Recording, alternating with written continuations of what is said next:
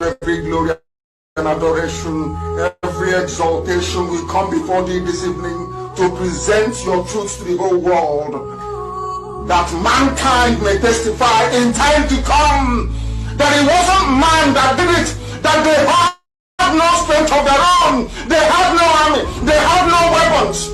All they had was the gospel of truth and of redemption. And behold, because their hearts and their minds were clean, because the Almighty found them unblemished, that was why they were blessed, and everything they asked for came to pass.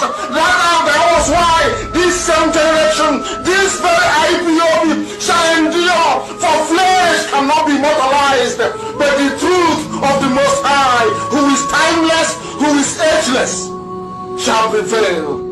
And upon that very promise do we pray this evening, because your words are yea and amen. People wonder, how come you loved David so much? Man couldn't understand that David knew how to ask thee for anything that he wants. There was nothing that David ever asked for that he didn't give to him. That same secret is what we have. That is what we present before thee, to the hearing of the entirety of humanity this very evening, morning, noon or night, depending on where you're listening from.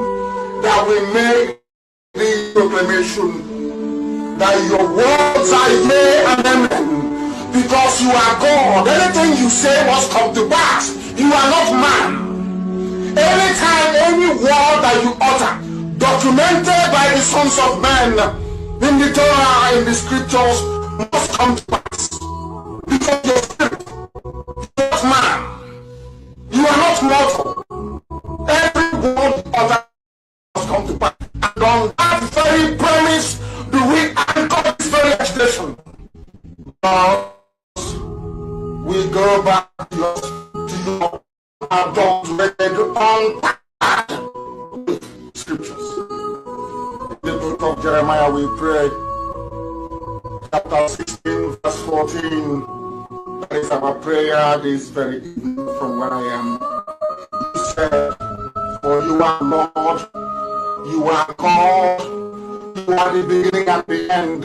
There is nothing you created which can be equal to you as like to describe you. You are bigger than all that man can imagine. Only you is the beginning of time itself. That is why the ancient of days, the ancients of the ancient, for that is who you are. The I am that I am, and these are your words, because of God. You said that a time is coming. According to the prophet Jeremiah, you said that the time is now. 2020, you said the time will no longer swear by me.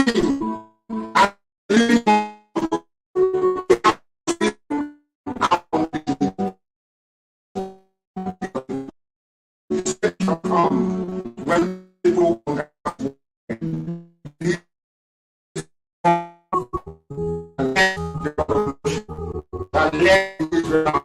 out of the bondage and suffering. Instead, these are your words, O Heavenly Father. Every reverence, humility, and submission. Instead of swearing me, God, because you are living everlasting, because these people out of the northern lands, out of bondage from the north, for we inhabit the south. We are from the southeast. Oh, Heavenly Father.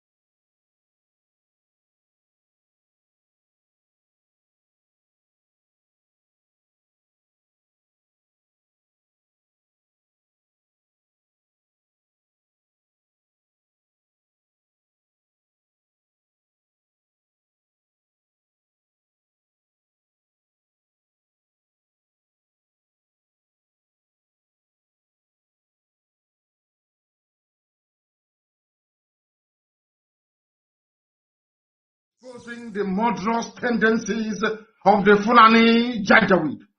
But here we must do so. But first of all, let us pray. And I will pray in the language of heaven, the oldest language on the face of this very earth. Eze onye nwe anyị na Chineke nna nke pụrụ m ihe niile, eze ndị nsọ, onye anyị na-aja mma wee na-eto wee na-agọzi aha nsọ ya mgbe niile, onye ọ bụ naanị ya nwee ike niile, onye sitere n'okwu ọnụ ya sọsọ wee kee ihe niile bụ ihe kere eke n'ụbọchị nke taa, onye ọ bụ naanị ya bụ usuu niile nke ndị agha, Chineke nna nke ụmụ ogbenye, Chineke nna nke ndị Biafra, Chineke nna nke pụrụ m ihe niile, onye anyị na-aja mma, onye ndị mmụọ ozi na-efe, onye mmụọ na-erubere isi, onye mmadụ dabere n'ahụ ya, onye ọ bụ naanị ya ka ndị okenye na-atụ mkpọ ọlaedo na mmasị na ọ dị nsọ. Ndị Igbo otu ga-ebighị ebi, n'ihi na eboghị mmadụ eboghị mmụọ, ịbụ Chineke nna. Ọ bụ naanị gị ka anyị na-akpọ, ka anyị enweghị chi ọzọ ewezụga gị. Anyị anaghị efe arụsị. Ọ bụ aha gị ka anyị ji aba mba were n'anya isi. Ihe niile nke anyị bụ n'ụbọchị nke taa bụ site na amara gị, onye nwe anyị na Chineke nna. O nweghị onye ọzọ ewezụga gị Chineke. Anyị wee na-ekele gị na-asị gị biko bịa ọsọ ọsọ na ndị na-abatawa ụmụ gị n'ime, ndị ekworo karịrị akarị n'ime anyị. Nna nke ebere dị ngọzi, were amara gị na ebere gị bịa ka iwe zọpụta ndị gị. Anyị wee na-arịọ gị ka iwe mee ngwa ngwa n'ihe na Fulani abatawo anyị ime, ma ọsọ ọsọ gị onwe gị bụ eze ebube dị ngọzi ka iwe zọpụta ndị gị. Ndị niile kuniri si na ha bụ ndị iro Biafra, ndị niile ka ha rabụ ndị kuniri wee na-agba anyị mgba, ka ha rabụ ndị pụtara anụ nna nke ebere dị ngọzi si na Biafra agaghị adị, ndị dị etu agaghị adị. Onye nwe m, ihe ga-abụ nke ha. Ọgba aghara ga-anọ n'etiti ụtụtụ ehihie abalị, mkpụrụ obi ha agaghị enwe ezumike. Ị ga-achụghachi ha azụ n'ihere nke onwe ha. Ha niile bụ ndị kuniri wee na-akpagbu Biafra. Onye nwe m na Chineke nna, ị ga-ala ha niile n'iyi, n'ihi n'okwu ibu ihe na amen. Anyị wee na-asị ma leta anyị onwe anyị nna nke ebere dị ngọzi, anyị onwe anyị bụ ụmụ gị ndị na-anya isi n'aha nsọ gị, bụ ndị na-emere ọgọ. Onye nwe m, bụ ndị na-achị iru gị mgbe niile, bụ ndị sitere n'aha ha na-abụ ụmụ ha wee na-enye aha nsọ gị otuto. Anyị onwe anyị bụ ndị nwe ezi ịhụnanya ebe nzọpụta gị nakwa e mere mgbe onye na-asị na nke dị so na anyị ga-ebuli aha nsọ gị elu. Chineke nke igwe, anyị ga-aja gị mma. Onye ka eluigwe n'ụwa, anyị ga-akpụ isi ala nye gị. Anyị bụ ụmụ ogbenye. Onye nwe m, o nweghị ihe ọbụla nke anyị bụ n'iru gị, n'ihi na ọ bụ anọkpa ahụ ka anyị bụ. Ofu ụbọchị anyị ga-anwụ, kama na okwu nsọ gị na-anọgide ma ruo mgbe ebighị ebi. Ihere pụrụ ime mmadụ dị ndụ na nke ebere dị ngọzi, kama ị gaghị ekwe ka ihere wee mee okwu nsọ nke gị, n'ihi na ọ bụ okwu ka iji wee kee eluigwe maka elu ụwa.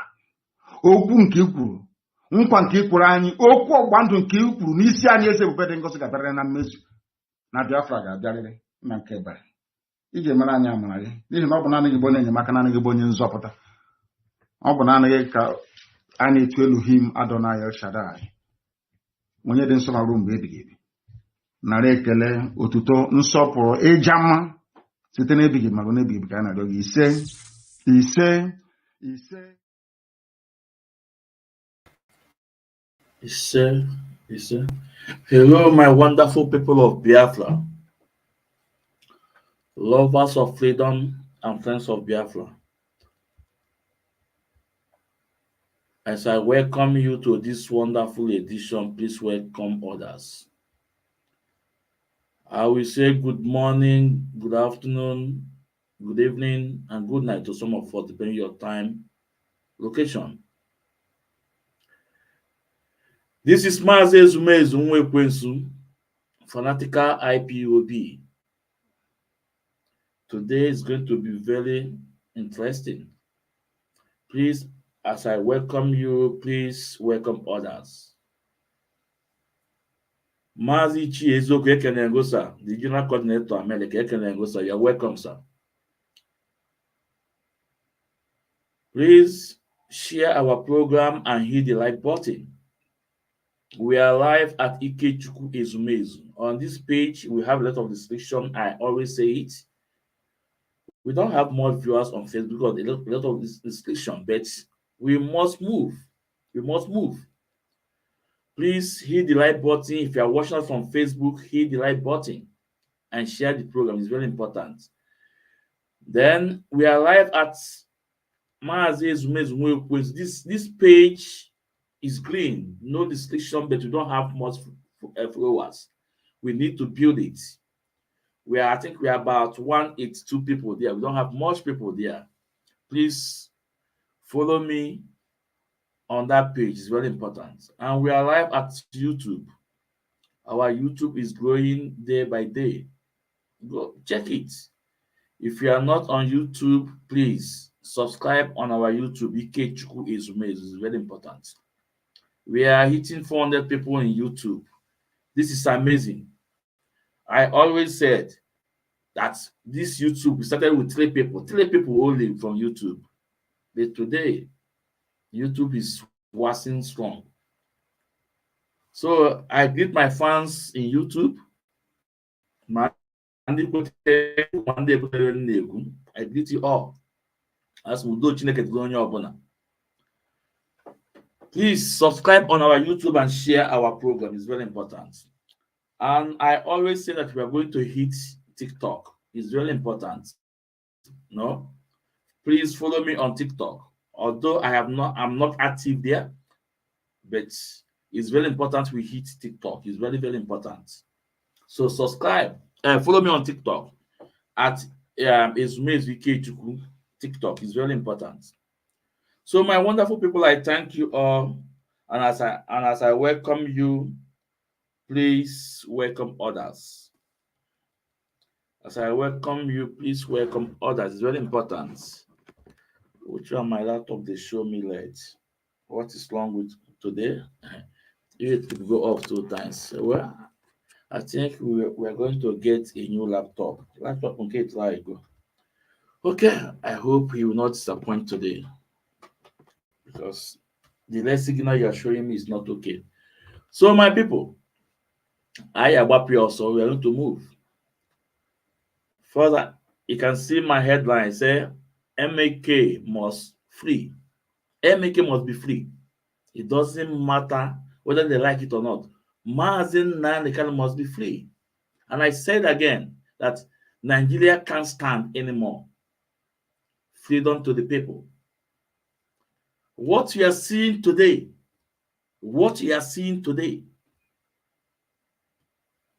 in Nigeria is as a result of the work of Mazen Nnamdi. And he told them that he's coming back and he's going to be here with him. Today, I asked, is Nigeria not here? I saw a woman showing a tumba of yam.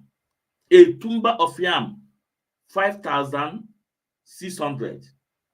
A tumba of yam, 5,600. Anywhere na-ewe iwo, ana na-ewe iwo, mmiri na-ewe iwo, unu ji nwa Chineke. And remember what Mazen said, I will destroy Nigeria with my words of mouth. It's happening. So we are going to talk about the activities of what happened yesterday in court.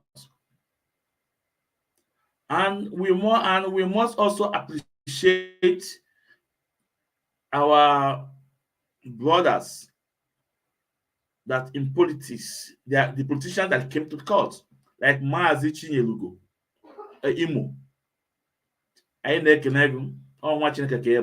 You always stand. You always stand by your brothers. From day one, you always stand, and your voice is going wide.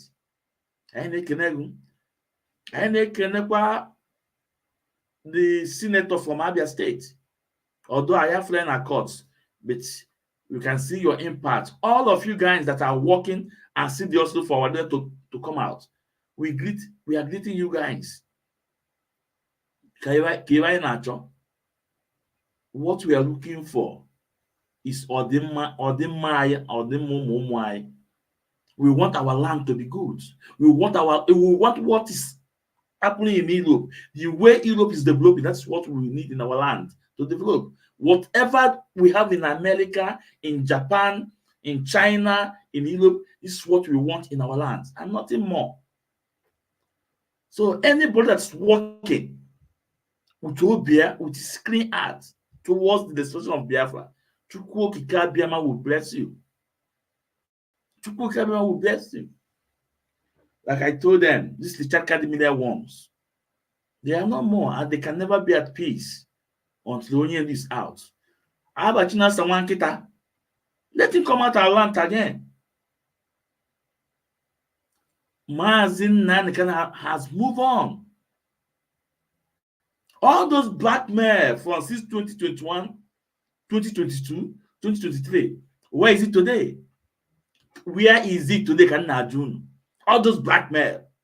That's why I told you guys, lies don't last test of time. The truth lasts test of time. You can see them. Most of them, this is the check card media one.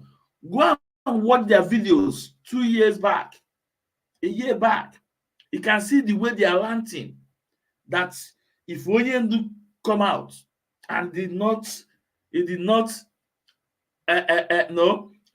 not accept the decision of Chika Paul Edoziem, that they are going to move Chika Paul Edoziem today. Are they saying the same thing?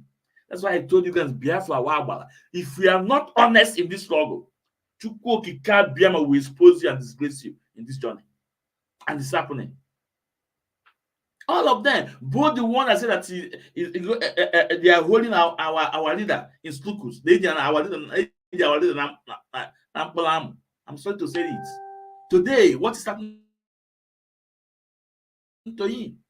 All they are not united because Biafra Wagba Mazin can say, I was born for this cause. And that's why I was born into this family. Onyen is not out. But all their plans, all their shenanigans have been dismantled. And they dismantled gradually. Onyen is not out yet. Today is not for them. Let's do the needful while we're here. First, let's play the interview from Wise Counsel, Aloy Ejimako. The press release, or is it the interview or what? No, let me say press release after the court case. The Wise Counsel, Barrister Aloy Ejimako and Ugochinyele. I always pray for the Mazin Nankan legal team. Chukwu Okike Abiama will lead you guys battle ahead. That is always my prayer. That Chukwu Okike Abiama will lead you guys battle ahead, because I know that is battle ahead and you guys are defeating the battle. People are seeing it. And I'm feeling today, Ifeanyi Ejiofor also want to be relevant. He quickly jump up and want to take Guardian newspaper to court. That's Guardian newspaper, the formation of Canada of our leader. You know, we have our legal team. They are equal to task. They know what to do. But he also want to be relevant. Bochinas and Wankita. He came out on Twitter asking Guardian to apologize, to take the apology. The formation of character. One day you are out from Mazin Nankan have sacked you. Where are you coming? Leave this job for the White Council. You know what he's doing. When you are there and the executive, you guys are the eyes of the federal government. I'm coming to you guys, but first of all, let's go.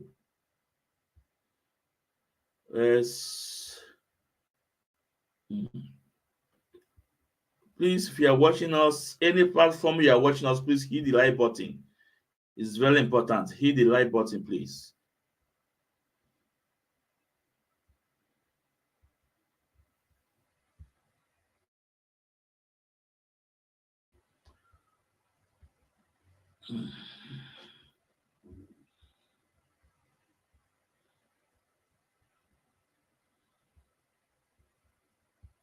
So before I play the videos, the video from White Council, I want to address something. I want to say something. We can see on media, both channels, TV, and some media, they are trying to twist what happened yesterday in the courts, telling the public that it was Onyendu Mazen Nnamdi Kanu that demanded to negotiate with federal government. Eziokwu na-akwụ, truth is bitter and truth always stands. We are going to hear from our leader. We're going to hear from our leader. So it doesn't matter the way this Gota media, channel, or whatever, trying to twist the issue. What we want is our leader to be out. It doesn't matter the way you guys want to twist it. We don't care. But we know the truth. We know the truth. And today, I'm going to debunk that lie. Only for the videos, I'm going to debunk that lie. But for we, it doesn't matter. If Onyendu asks so, if the Nigeria government asks so, all we need is Onyendu to be out because he's an innocent man. He's only fighting for the freedom of his people. He's only fighting for his people and nothing more. So, all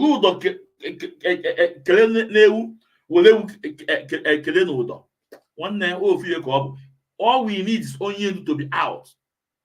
But we must debunk your lies. Mazna Kanu said that pay a Nigerian journalist good money. They will testify that devil is God. They will testify that devil is God. What happened in court yesterday? You guys want to twist it to tell the world that Onyendu is pleading.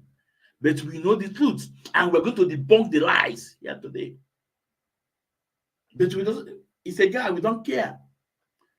Let's continue. Let's listen to Wise Counsel. And people have to listen to him.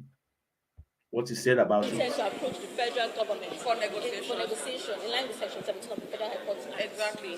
Well, what you heard in court about Section 17 of the Federal High Court Act is simply what the National Assembly enacted. The National Assembly enacted at that Section 17 that reconciliation shall be promoted by the court between parties before the court, criminal or civil. So it so happened, and it came to pass that today that very issue was briefly considered in open court. So it is either for the court in its wisdom to initiate it and direct that parties do go and engage in such conversation, indirectly by not opposing it, even suggesting it, or the parties themselves, either party, either the defendant or the prosecution can initiate it. So that's not very unusual. Recently, we saw a situation where the Attorney General of the Federation took steps under Section 174 of the Constitution, which is very similar to Section 17 of the Federal High Court Act. He took that position to discontinue the prosecution of two very high-profile cases in this country. The first one concerning Yele Showore, and the second one concerning Bodijo of Mieteala. So these things are not unusual. So if they do occur as a conversation in open court, it's just as a matter of course. So people might wonder why such a situation should not apply to Mazen Nnamdi Kanu, and that is what played out in court today. Well, we have gotten to that same point I will call judicial stalemate. And more important, it has come to the point where national will come into play. I thank the lawyers for holding forth to this particular moment. And I appreciate what the judge said, which is what we have been coming here saying from day one, that we cannot resolve this thing through the judicial angle at this moment. And we have said from day one, both from the moment his house was raided, from the moment he was extradited from Kenya and so on and so forth, that numerous courts in the land have declared those actions null and void. So why are we here? And federal government has also adopted that same approach in the Major issue where they filed discontinuance. They have also done it in Sowore issue where they filed discontinuance. And when we had all these issues in Niger Delta, there was reconciliation and discussions. When we had all these issues, even in Northeast, there was the same issue. North Central, there was the same issue. So how come we have gotten to the Southeast, then nobody is having this conversation? So I'm pleased with the decision of the Federal High Court today. It's already there under Section 17, and it's also there under Section 174 of the 1999 Constitution that government can discontinue. And grounds for discontinue is national interest, public interest. And I represent the people. Likewise, my brother, other lawmakers from the Southeast. We can't go home most of the times. There's insecurity everywhere. People are being killed. Businesses are affected. Foreign remittance to our place is going down because people are leaving those rural areas. It's a matter of public interest and national interest that government considers this option provided under Section 17 of the Federal High Court Act and Section 174. And the ball is now in the court of President Bola Ahmed Tinubu government. As somebody who wants to renew interest, it's time to renew interest in the Southeast by opening the gate and let Mazin Nandi can go home. And let's now open the conversation for addressing the challenges that led to this issue. Yes. Thank you. The lawyers for holding forth to this particular. So my people, no, now we have to also hear from the horse's mouth. Now we hear what the White Council said. No, the judge throw it out, and is that they bring it out in the court, and it was a Bintanyako that said that this issue should be settled out of court. It's a political issue.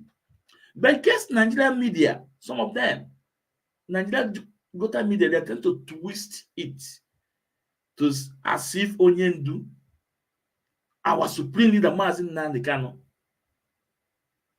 is the one demanding for it or begging. But we don't care. All we know, all we care is him to be out. And I so much appreciate Ugochi Nyele, Ikenga. I so much appreciate you. No? For standing for your people. For standing for your people. And you speak boldly. You speak without fear. And we hear what Ugochi Nyele said. That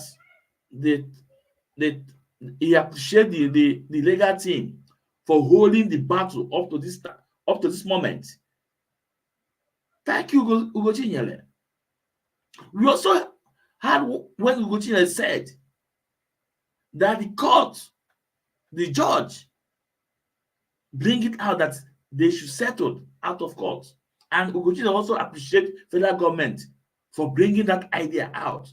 Let's listen to him again, because I'm going to play this same video from channel. As soon as it get to the point, Ugochi Nyele pronounce what the judge said, Channel TV cut it off. This is how they deceive public. This is how they deceive public. I want you guys to listen to Ugochi Nyele again, please. It's very important because we are going somewhere. You might wonder why such situation should apply to Mazin Nnamdi Kanu, and that is what the article to. Well, we have got to that same point of our judicial statement. And more important, it has come to where national interest is supposed to come into play. I thank the lawyers for holding forth to this particular moment. And I appreciate what the judge said, which is what we have been coming here saying from the that we cannot resolve this thing through the judicial ambit. And I appreciate what the judge said, which is what we have been coming here saying from the one that we cannot resolve this through the judicial ambit. And I appreciate what the judge said, which is what we have been coming here saying from the one that we cannot resolve this thing. Biafrans, do you listen? And he appreciated what the judge said about settle this issue out of court. Now we are hearing from this, you are hearing it from Ugochi Nyele. He's not a lawyer, but he's there to observe what is going on. And he's telling the general public what he observed. He said he appreciates what the judge said. Let's know that thing the judge said. Through the judicial angle at this moment. And we have said from day one, both from the moment his house was raided, from the moment he was extradited from Kenya and so on and so forth, that numerous courts in the land has declared those actions null and void. So why are we still here? And federal government has also adopted that same approach in the Meitele issue where they filed discontinuance.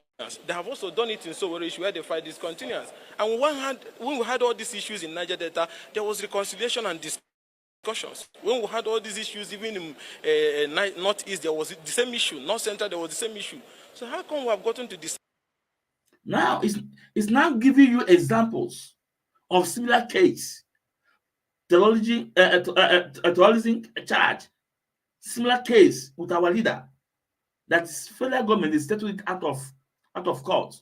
That's why he said he appreciates what the judge said, but the Nigeria Gota media is turning the issue upside down. Just sit down, sit tight, let's go. Then nobody's having this conversation. So I'm pleased with the decision of the Federal High Court today. It's already there under Section 17, and it's also there under Section 174 of the 1999 Constitution that government can discontinue.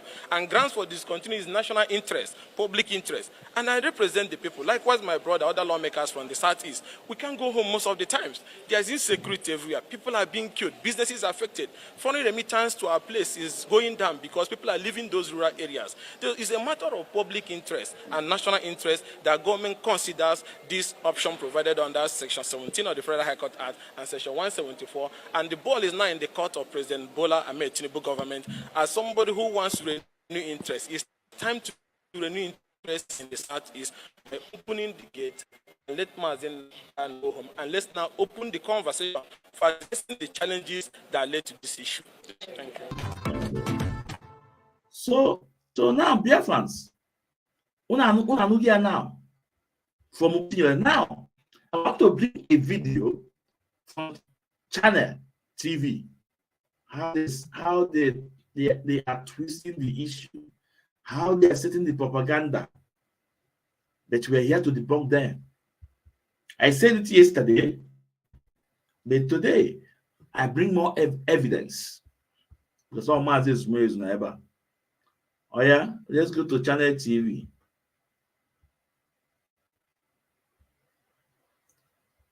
Let's go to Channels TV.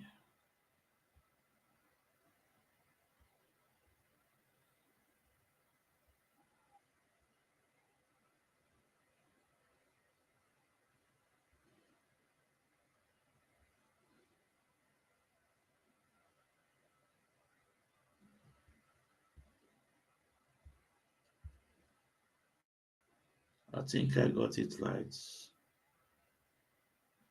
Oh, this one here.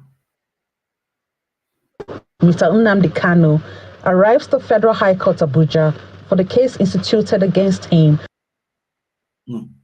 Please, Biafrans, I want you to listen to pay very attentively, to the reporter. I want you to listen very carefully to the reporter, how he reports this news. Please, it's very important. Of the federal government, charging him with alleged treasonable felony. After exchanging pleasantries with his lawyers and family, a calm Mr. Kanu takes some minutes to speak on the security situation in the Southeast, especially the recent killings in Abia State. Every manner of killing I condemn in its entirety. I want you to understand that. Because IPOB was founded on a non-violent principle. And we maintain that up until this very day. And everything, of course. And some of these soldiers, we are told, are also our people. Yes. Correct? And the family is now in mourning. Yes. So all the making of young widows is condemned in its entirety. I don't want it. The courtroom settles for the business of the day as the lawyer for the IPOB leader, Mr. Aloy Ejimako, informs the court of plans to file contempt of court charges against the Director General of the Department of State Services for not complying with the orders of the court to allow Mr. Kanu have access to his lawyers.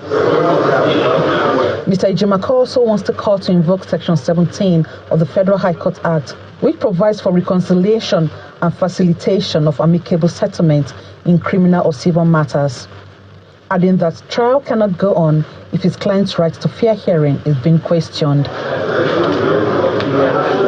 In response, the lawyer for the federal government, Mr. Adeboyega Awomolo, informs the court that he has no instructions from his client to embark on any negotiations with Mr. Kanu. However, the trial judge, Justice Bintanyako, did not object to the request for negotiation. She urges Mr. Kanu to approach the Attorney General of the Federation with the request. The trial judge observed that there is no contempt of court charge against the Director General of the DSS before her, adding that the matter would be looked into when she sees the file. However, she ordered the DSS to provide a safe space for Mr. Kanu to meet with his lawyers ahead of the trial. Recently, we saw a situation where the Attorney General of the Federation took steps under Section 174 of the Constitution, which is very similar to Section 17 of the Federal High Court Act. He took that position to discontinue the prosecution of two very high-profile cases in this country. So people might wonder why such a situation should not apply to Mazin Nnamdi Kanu, and that is what played out in court today. I'm pleased with the decision of the Federal High Court today. It's already there under Section 17, and it's also there under Section 174 of the 1999 Constitution that government can discontinue, and grounds for discontinue is national interest, public interest. The case has been adjourned to September 24, 25, and 26 for trial. Emanuela Ekele, Channels Television News.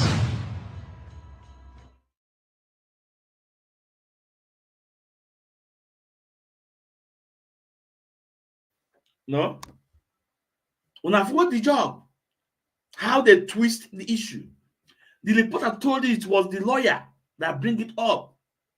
Well, whereby Aloy Ejimakor is telling the court his duty, how to handle the issue. And now, even they cut the video, the moment Ugochinyere want to say that he appreciate the judge for bringing it out, they cut that video off. This channel TV for you. And that is why even Punch newspaper, they take it. Mazin Nnamdi Kanu is begging to negotiate. You know, but we don't care. We don't care. All we need Onyen is to be out. Onyen to say, I will defeat you in your own court. And today is done. Now, I want you to hear the interview, to hear from the horse's mouth, to hear from Mazin Nnamdi Kanu, and also hear from Aloy Ejimakor at the same time, after our leader. So we are here just to debunk the channel TV lies, propaganda, how they are twisting issue. Then we move on and go to the main issue we're here for today. Now, let's listen to our leader. Listen to our leader from the horse's mouth.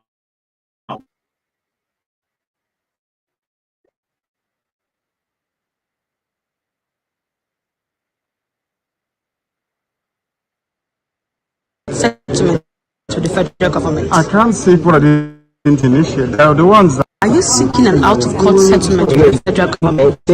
It's them that what they want to do. No, it's a direct question. Yes. Sir, are you seeking an out-of-court settlement with the federal government? I can't say what I didn't initiate. They are the ones that kidnapped me and brought me here. So it's whatever they say that will happen. But your lawyer is trying to move Section 17 of the Federal High Court Act, yes, which calls for negotiation. Are you in line with that? I reminded the judge of our powers. I think it's the judge's powers. I don't think it's within his powers. It's for the judge to decide. Okay, so would you want the judge to decide that? Yes. It is up to her discretion to do that. Okay, but now she has sent you to the AGF. So how would you explore that particular position of the court? Well, the prosecutor who is prosecuting by fiat is not opposed to that. He too said we can go to AGF. And we are saying AGF can also come to us. That's correct. So that means they are open to the prospects of reconciliation. That's what the law says. He's actually putting the law what the law says. Yeah. Okay. Not me. Thank you very much, sir. Dear fans, what I forget? All my says go and tell Channel TV that we don't care. We don't care the way they report the issue. We don't care whether it's begging or not. We don't care. But people know the truth. Go and tell Punch newspaper that we know the truth. We know what our leader said. And we know what our Lord Marcos said. Now, I want you, those of you that are watching me now, did Channel TV or Punch newspaper report accurate what happened in court? The answer is no. So I want you guys to use this to know, in case of others, how these people are lying, how they are twisting issues. Now, let me repeat what our leader said. Let me repeat this video again. It's very important. Today, are you seeking an out-of-court settlement with the federal government? It's them that is holding me. They should tell me what they want to do with me. No, it's a direct question. Yes. Sir, are you seeking an out-of-court settlement with the federal government? I can't say what I didn't initiate. They are the ones that kidnapped me and brought me here. So But it's whatever they say that will happen. But your lawyer is trying to move Section 17 of the Federal High Court Act, Yes. which calls for negotiation. Are you in line with that? I reminded the judge of our powers. I think it's the judge's powers. I don't think it's within his powers. It's for the judge to decide. Okay, so would you want the judge to decide that? Yes. It is up to her discretion to do that. Okay, but now she has sent you to the AGF. So how would you explore that particular position of the court? Well, the prosecutor who is prosecuting by fiat is not opposed to that. He too said we can go to AGF, and we are saying AGF can also come to us. That's correct. So that means they are open to the prospects of reconciliation. That's what the law says. He's actually quoting the law, what the law says. Yeah. Okay. Not me. Thank you very much, sir. So, dear fans, now tell me, the news Punch newspaper reported, is it what happened in the court? Did Onyendu say a thing like that? The answer is no. The news Channel TV reported, is it what happened in the court? The answer is no. Biafra is a spirit. We are here to tell the truth. And we are happy that everything is on media. I wonder why the Chaka media warriors have not go on Rampage shouting, Onyendi is begging, and Lady Marco is making Onyendi to beg. They are not, nobody. I go through their profile and it's being calm because they know Onyendi has moved on. Because they are waiting for their master Chika Pole Dozem Chinasa Wankita to talk. But Chinasa Wankita, Millie Elizia Kita, Millie Elia. You call yourself second in command and a leader. The number one is not working with you. You call yourself ESN commander, but the supreme leader is not working with you. Who are you? Onyendu have moved on. I told you guys, remember my warning to Chikapole Doziem.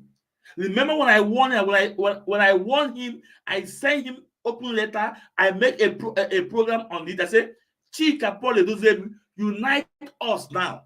That if you don't unite us, what will come after you? Oh yeah, the shame you're terrible. The video is there. The video is there. I said, Chikapole Doziem, unite us. And there's only two things you have to do. Two things. Only two things. IPOB family will come together back. But out of ego, proud. No. Because they never believe that Onyendu will be out one day. That is why they are fighting Madame Nyanya. And it started with 14 million naira. They demanded from America. And they were asked to go to the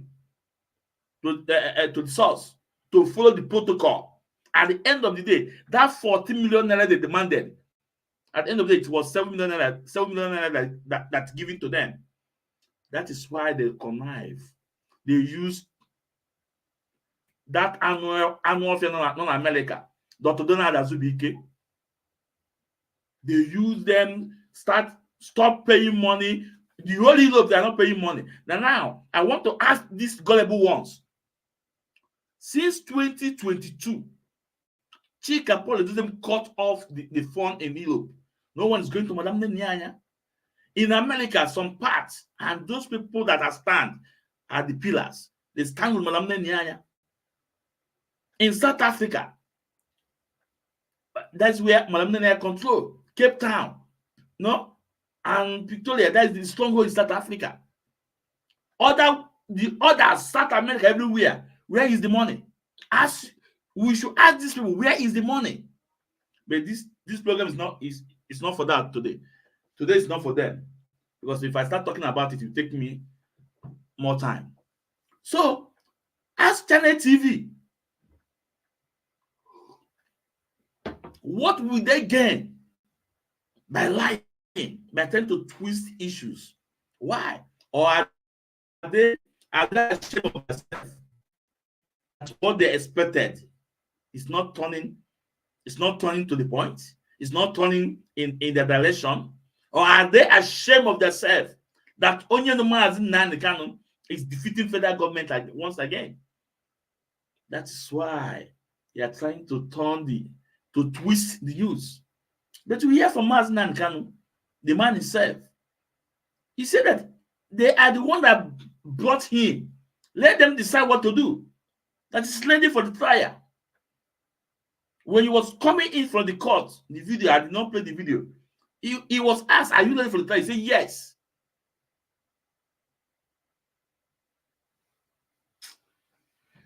Can we look at something? Now, dear friends, those people that always stand, cry, say one Nigeria, ask them, is Nigeria working? We should be able to ask Peter Obi, how far? Is Nigeria working? We saw a video, what is happening in Lagos today, in Ladipo. Their shop are being destroyed again. Do you know the excuse they give? They told them that the shop is not strong enough anymore. You saw the video. I don't need to play it. These politicians that always say Nigeria, in Nigeria they will die. Is Nigeria working today? Is Nigeria working today? Is Nigeria working today? Now, before we go further, I want to bring you guys a video. 1997. 1997, a lady in America, what she said about Nigeria. How he described Nigeria. The rate of corruption going on. In 1997, when everything is still a bit okay, I want to bring you that video. I want you guys to listen. Then you will tell me, whoever defends Nigeria, that is sick. Sick, hold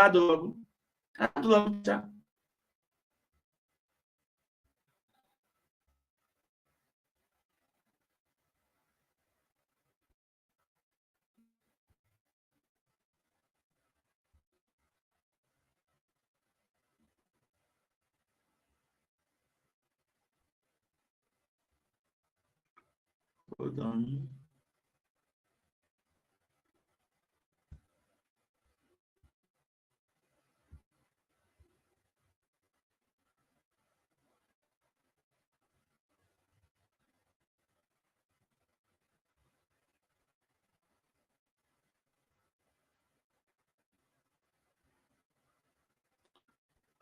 No, I have a lot of videos here, but we'll get to it. Yes. Okay. Yeah. Okay. Let's listen.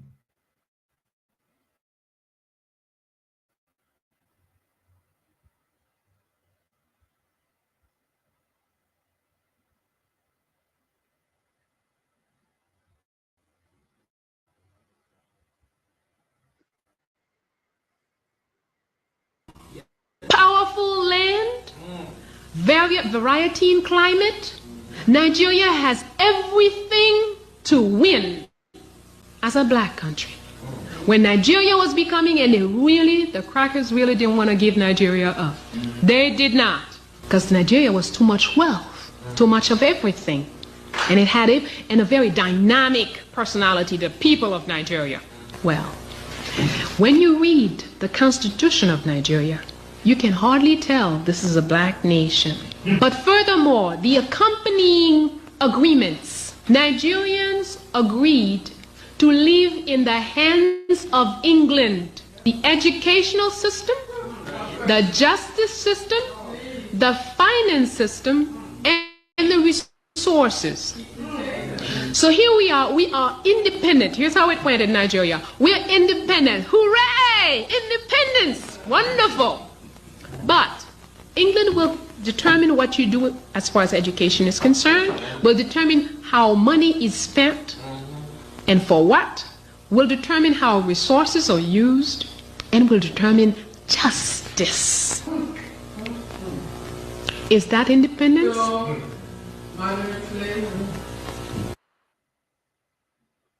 Do you guys listen?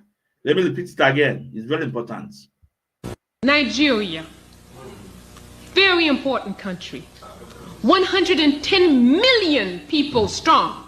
Powerful land, variety in climate. Nigeria has everything to win as a black country. When Nigeria was becoming, and the crackers really didn't want to give Nigeria up. They did not, because Nigeria was too much wealth, too much of everything.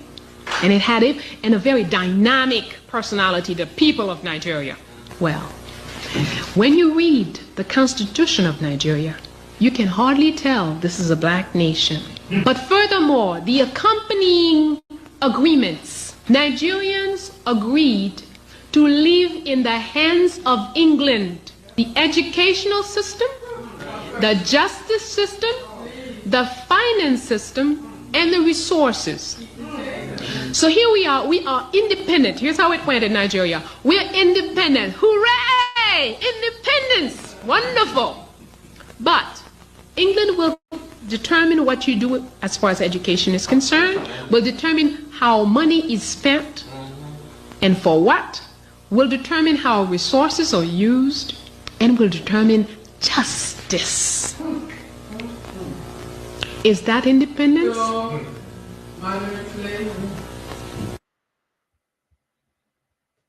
So I ask those who are fighting for one Nigeria, are you proud to be a one Nigeria? Remember this video, it was 1997, way back. 1997 was now, if you might not see today, should be how many, let me say, 27 years ago. 27 years ago that this lady made this statement. Then Nigeria was a better, in fact, but compare Nigeria now and then. What's happening? Now you want to tell that Martin Nanikano don't have the right to fight for his people. A land that is full of resources.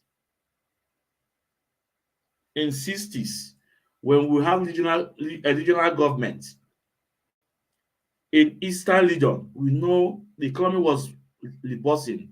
The economy was growing. In the West, the same thing. In the North, almost the same thing, because people go to the North and help them, But everything was okay then. Then the West have their embassy in UK. The East, they have these three regions have different embassy outside Nigeria's. But Britain know what they're doing. If I tell you that Britain mastermind the first coup in Nigeria, but you will not believe it. Britain mastermind the first coup and also the second coup because they want to dip their hand in the resources. They want to control everything. That is why they give the Northerners, the Fulanis, the power. Tell them what to do. Tell them do this. No shaking. If you happen that you want to eye people, we will defend you on international grounds. And guess what? They are doing it. They are doing it. They are doing it. How about the UN working group that said Nigeria should release Mazda and Kano? Catalan moved to UN and stopped them. Said no, you cannot do anything. You cannot put sanction on Nigeria. He lobbied them all. But guess what? Oriented told them, Ojiwe mwata wonya kenu, akalowie owotu. Biafra must go. Biafra must go. Today, Nigeria, the center cannot hold today. Everywhere is crying. Both the rich and the poor, they are crying. Then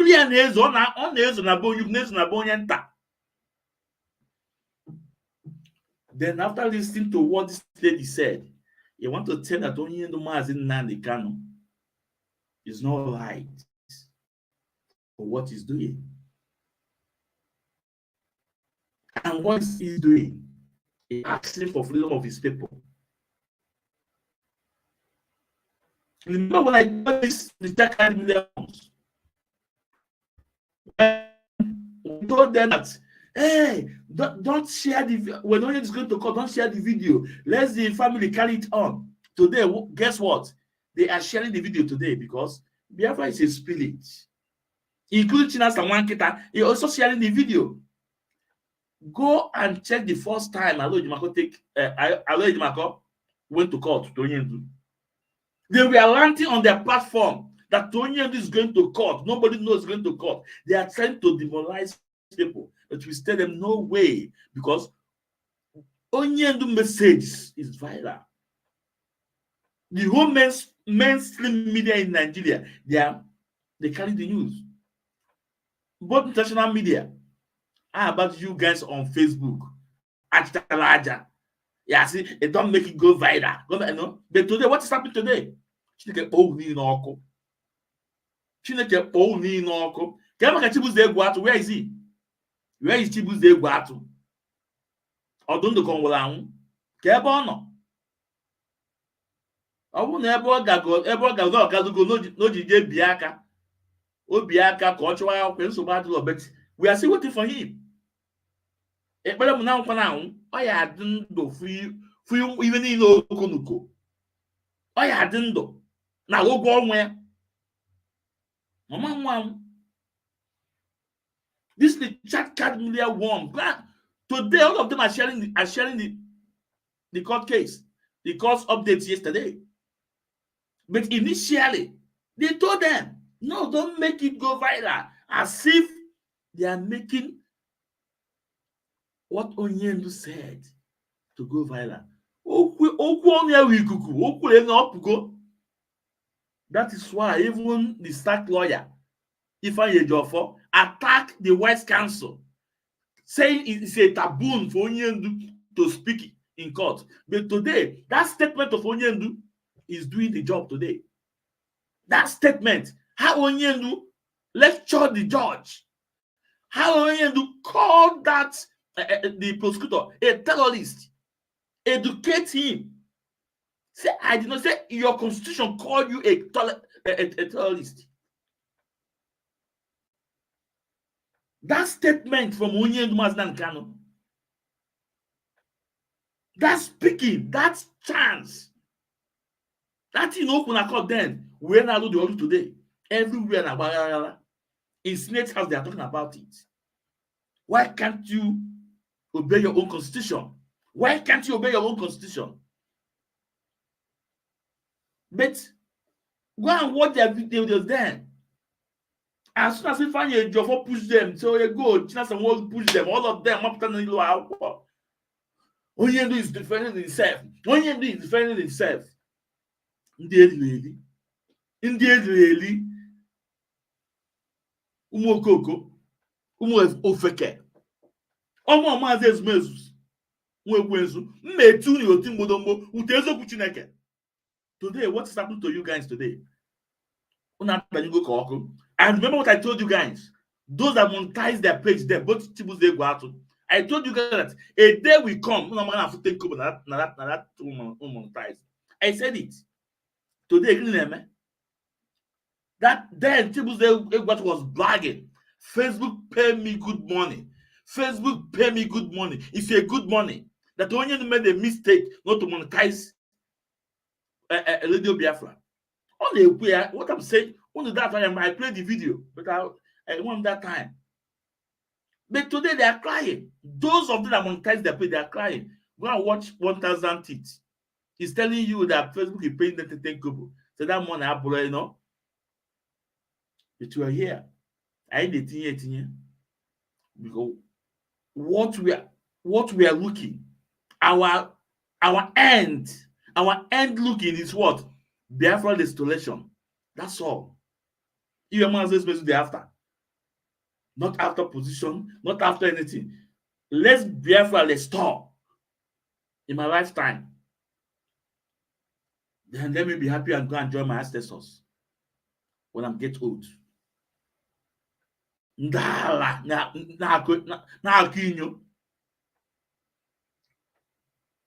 Oh yes, don't make him go viral. Only is going to court. Nobody knows he's going to court. Said who? Who asked you people to go to start sharing the program again? Who asked you people? Because Onyendu Mazin and the Kanu have done the job. And that's why yesterday I told a brother that came to my program, I told him that Onyendu Mazin and the Kanu has done 95%. The 5% remaining is what is happening now between the politicians. They have done 95% of the job.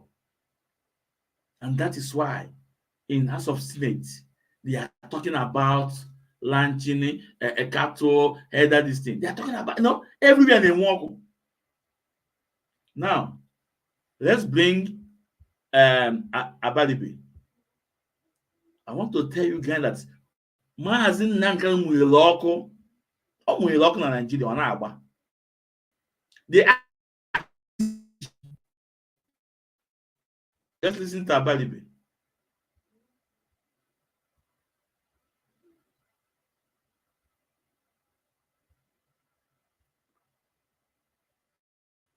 First of all, let's listen to Mazin Nankan first. Then, before we go to what they are discussing in Senate, because they are carrying the message of Mazin Nankan. Allah is a terrorist organization. You know that. They have killed. They have said that Benue State is theirs for the taking as a spoil of war. All of you are aware of it. You know what they are doing. Anywhere you have Fulani headsmen, terrorists for that matter, they tell you, oh, they are pastoralists. They are allowed to do their businesses in the forest. All of you are aware of it. But you kept quiet, hoping that somehow Tinubu will emerge as the president, or an Igbo man will come as the president, and your family will start enjoying. But in the meantime, you have no more farmlands, you have no more forests, you have nowhere you can call your own home. The same stupidity exhibited by Hausa peasants that enabled Fulani to take Sokoto from them, that enabled Fulani to take Katsina from them, that enabled Fulani to take even Kanu from them. Every Hausa land is occupied either by a Fulani emir or a Fulani governor. Some of you don't want to reason, you don't ever learn that the main aim of Fulani is to conquer your land and enslave you. Look at Hausa people today. As I wrote yesterday, they are worse than a discarded tissue paper. They are worth nothing. Only their language is what is relevant in their lives. Everything else is lost. All of you are repeating the exact same mistakes that the Hausas made. That is why they are in trouble. And that is why they can never ever come out of it. They are all suffering from what I would an advanced version of the Stockholm Syndrome. Can you imagine that these people came into their land and took it over and they cannot do anything about it? Hausa is gone. It took Fulani very many years before they came out of their shell to say we are Fulani. Remember before, many years ago, they told you we are Hausa Fulani. We are Hausa Fulani. Because that time, their subjugation of the Hausa race hasn't been completed. Now they have completed it. Have they not completed it? And what is happening right now? I ask you what is happening now. Fulani have now come out to tell you we are Fulani people. So, this is the short message I caught from our leader, Maznan Khan message. And today, this message is being preached in Senate House. They have been talking about it. Because Maznan Khan is the prophet. He told them, this is what is going to happen. And this is happening. And today, they are discussing about it in the Senate. In House of Senate, in House of Rep. Okay. Let me bring Abalibe. Let's bring Abalibe.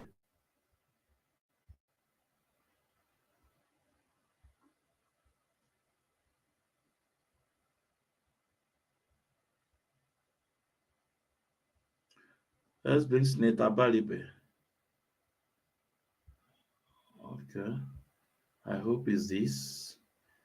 If not, I will change it to.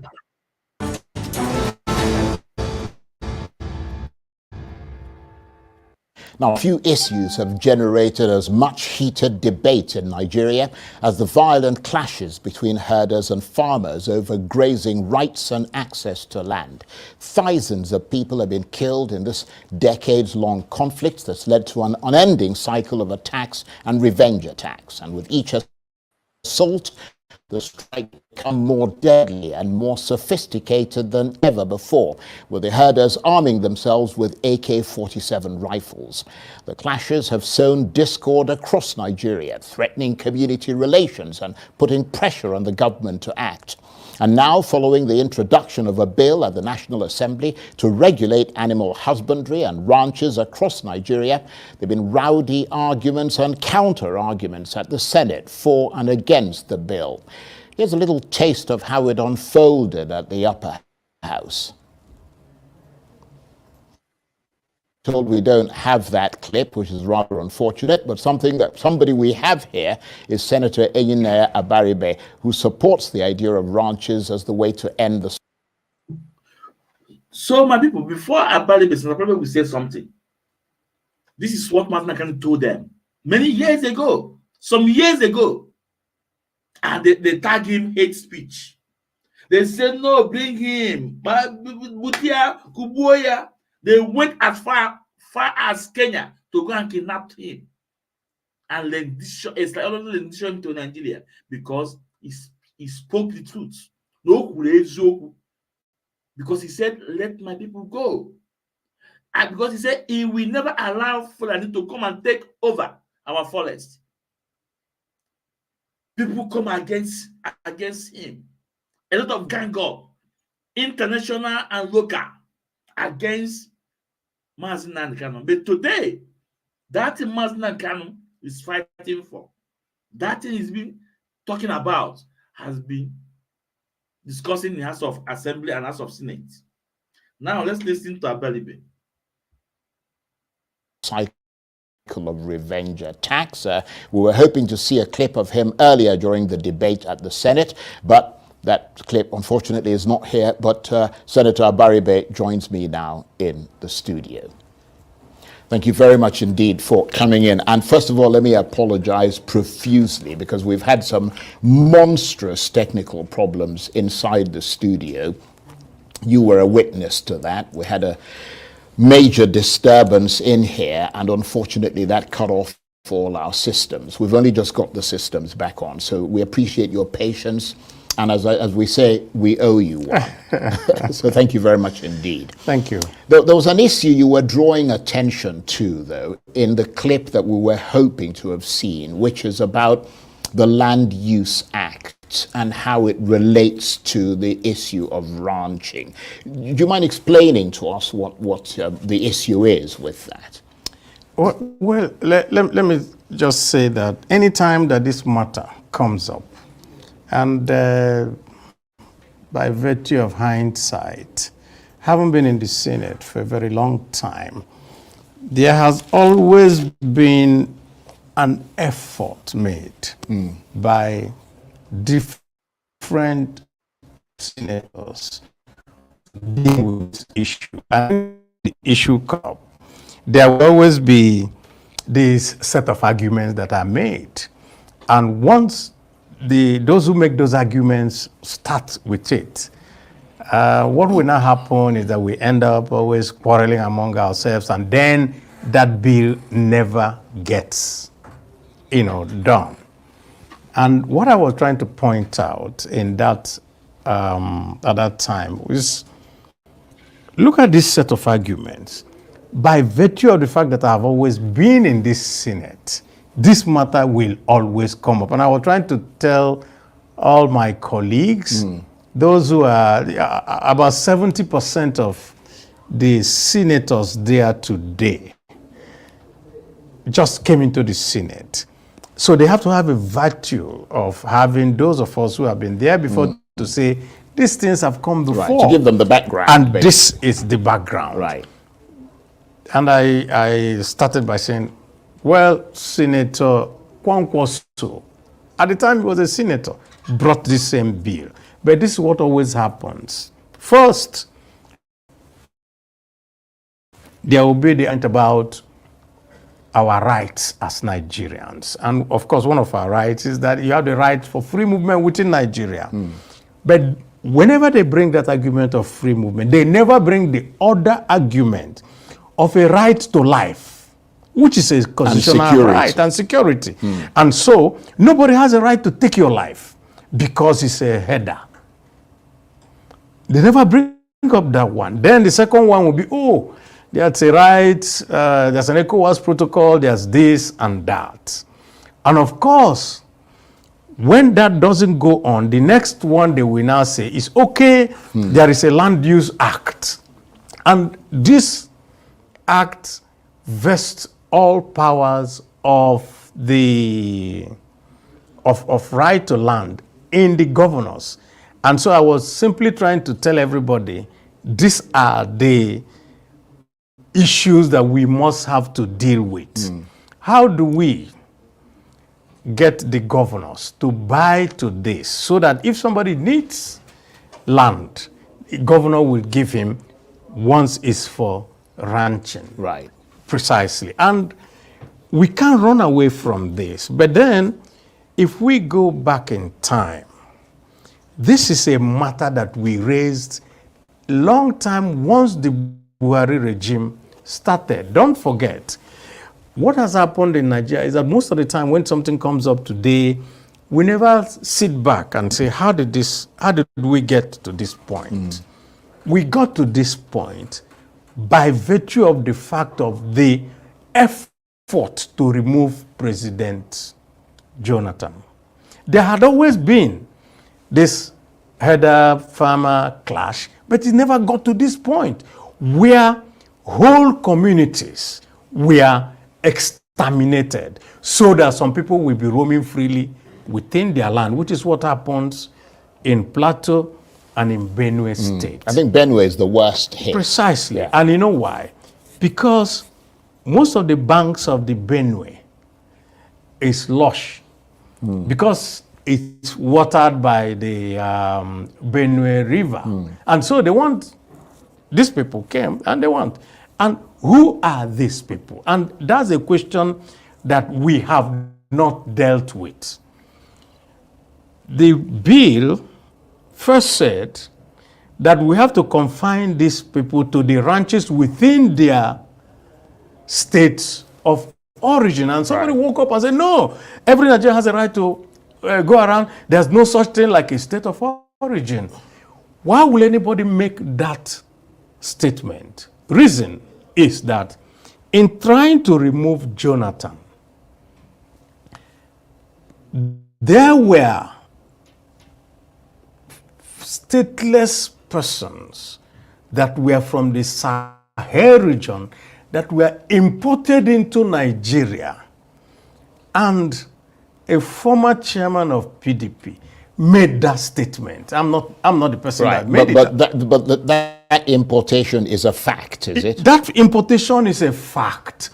If you ask any Nigerian Fulani, he will tell you that there's something called the Bororo Fulani. And that Bororo Fulani are these imported ones. They don't own land. Therefore, what they want to do is to settle in Nigeria. They were given free passage, let me just say it, by the Buhari regime. And we were shouting at that time, don't bring people into Nigeria who are not Nigerians. They won't have sympathy. They won't know what has happened. All they want to do is displace you, take over your place, and roam freely within that place. But there were cattle herders as well. They were, but the Nigerian cattle herders were not carrying AK-47 rifles and other. So these guys brought their guns So these guys them. brought their guns with them. First thing they did was to start to rustle the cattle belonging to Nigerians. And so a Nigerian herder who loses his cattle has nowhere else to go. He becomes part of them because he is given, okay, you either join us or you got nothing. And some of them, of course, joined. And so we have this complicated problem. And this complicated problem is what we want to solve by saying, can we confine you to a particular place? If you have, okay, what you want to do is to move your cattle from where there is grass to another place where there is grass, and you can roam around with them. And I also pointed out on the floor of the Senate that Governor Ganduje at a particular time said, my state, Kano, has more than enough land for all the herders in Nigeria to go around with it. We must make mention that this is not just didn't start now. It's a way, and some people in the Senate will get up and tell you, but it's a way of life. How do you change? No. It was a way of life for us to kill twins. It was also a way of life for us to bury. So there's got to be some people. kind of change. So there must have to be evolutionary change. It's an evolutionary change, and that comes with education. Right. So where the real problem is rather than us struggling to make sure that everybody has education, everybody has a change, everybody moves with the new things today. Some people want to leave some citizens to stay, let them just stay where they are as illiterate, uneducated, herders roaming around and killing people. Yeah, but the point is that there are different types of education. There's obviously the education where you go to school and start learning your ABCs from the very start up to the end. There's the other form of education, which is educating people about this new ranching proposal. Is there going to be a period of consultation? Because you're not going to educate those people. You're not going to put them through school, but you can educate them, those people who are most likely to be affected by this new ranching proposal. Because the herders, for instance, who, as you've said, are uneducated, they're suspicious of authority, they need to be convinced, as do the farmers who are worried about their land and farms. Why would they not be? If we suppose all the people who say we are elite, we tell people what to do. If you can tell somebody what to do in elections and say vote for A or B or C, why will you not be able to tell them how to improve their lives? In fact, it's very funny that they themselves, some of my colleagues will tell you that, that the Nigerian cow, that the yield from milk is so low and all that, but that the yield from the one that is in an environment that is this, and that the meat is more tender, is bigger and all that. They will tell you all this, but the point is, why don't you want to do it? Why do you want another citizen to be a second-class citizen? Well, the point here, really, Senator, is Yes. that if there, I mean, I'm wondering whether, along with this proposed ranching bill, there is an education component. Obviously. Right. The point really is that everything is encompassed within it. All it takes is the willingness to do it. Right. And of course, we have said that since the bill has passed the second reading, so it's going to go to the point where everybody will be invited. So we invite Mieti Allah. We invite the Nigerian Farmers Association from each state and all that. We invite each governor because they also have a role to play. Then, when everyone is there, what are the issues that we will now have to deal with? It's just for us to be able to talk to each other with an open mind. So there's still a long process. Of course, there's ahead. a process that we must have to pass through. But what we don't want is a situation where, whenever the matter comes up, all manners of obstacles are put on the way to make sure that Nigerians continue to be at each other's throat, and non-Nigerians are coming in and killing Nigerians and taking over, because that is another subset of the problem. Of course, it's a problem that everybody is looking at and people are avoiding to talk about. We cannot avoid to talk. Whole villages, area of the plateau of the Benue, and even stretching all the way now in Ogun State down to my own state in Abia. Why? Somebody come and say, we're just going to let our cows graze, and if you complain, they kill because they have the high rifles which the farmer doesn't. But let me ask you this. I mean, what is your sense moving through the National Assembly? It's going well, because when we came to do the voting for this,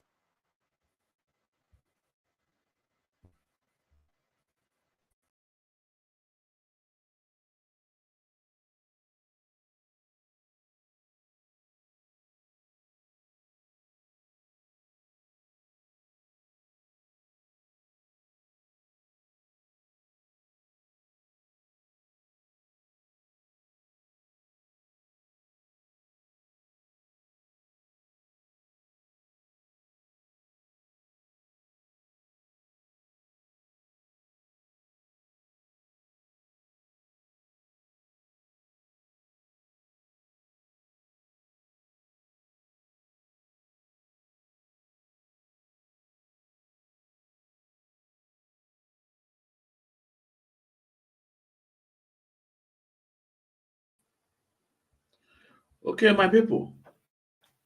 So I'm sorry for that interruption. It's my laptop. It went off, and I have to come back so fast again. But you can see the message from a senator, Senator Abelibe. Tell me the difference between his message and our other message. Remember, only the Mazin Nandi can have passed this message many years ago. And that is why Mazin say no, he will defend his people, that he will defend the farmers, he will defend our mother, our fathers, he will stop them from raping our sisters, our mothers from our farm, from our farmyard. And only said to them, our forest is not where you live. No, you have to stay out. You have to step out from our forest. If you bring your business, do it in the township, rent a house. At the end of the day, you go back, or you live in the township, not in our forest. And they tag him hate speech. Today, those things that Onye Ndumaznakan is fighting, those things the IPOB leader is fighting, They are discussing it in Senate House. They are discussing in the Senate House. And you want to put him in prison for fighting for his people. But the truth is here. The truth is out. Even the House of Senate, they have discussing it. It become a problem. But this was what Mazen Nankan told them. And we can remember when Onyen told us that they are the people that imported these people. Today, a senator is telling you. And when I told you guys, even in Plateau, in Benue, that a lot of communities have been like sacked and people are taking over. Foreigners are taking over. People say, Mazen Smith, don't know what you're saying. But today, you're also hearing from the mouth from a senator. Now, to show you the mindset of those people, I want to bring a northern senator in the same topic. I want you guys to listen to him. You know, in my program, if you are here now, we have to connect dots. I connect one or two. Whatever you need. I am able to Yeah, okay, let's go.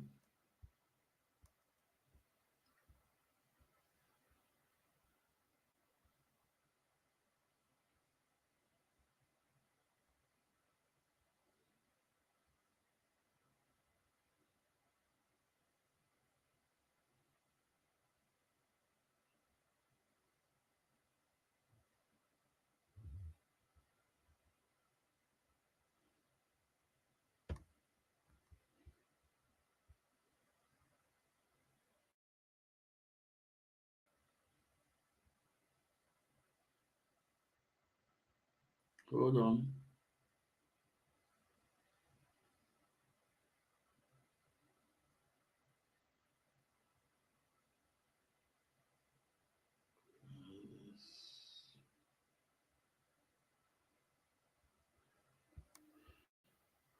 Okay.